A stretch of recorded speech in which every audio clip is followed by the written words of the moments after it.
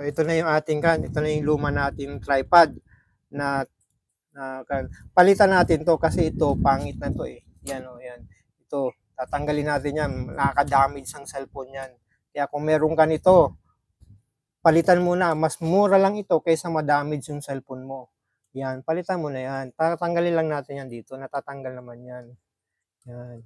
Tapos, ipalit natin tong ating bagong tripod. Ito yung 360 na rotation na siya. Universal yung cellphone holder o kahit malaki yung cellphone mo, kahit maliit, pwede. At ito ay thread siya, hindi to spring type.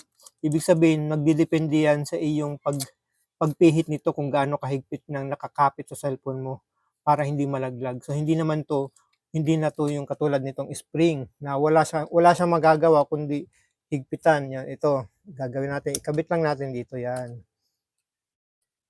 Ito na yung maganda para hindi ma-damage yung iyong cellphone. Tapos higpitan mo na yan. O, di ba ang ganda niya? Ang gagawin mo, pag dito mo ilalagay ang cellphone, yan, lagay mo dito ang cellphone mo. Yan. Pag yan inakap, yung portrait, diretso na ng ganyan. Kapag naka-landscape, pihitin mo lang itong likod, itong likod na ito, pihitin mo lang yan, napipihit yan. O, di ba? Landscape na siya. Hindi mo na kailangan iganito pa. Yung igaganito mo pa siya yung itong parang unbalanced ba, hindi siya balanse. Hindi siya balanse pagkaganyan. Samantalang ito, hindi mo na siya gagalawin.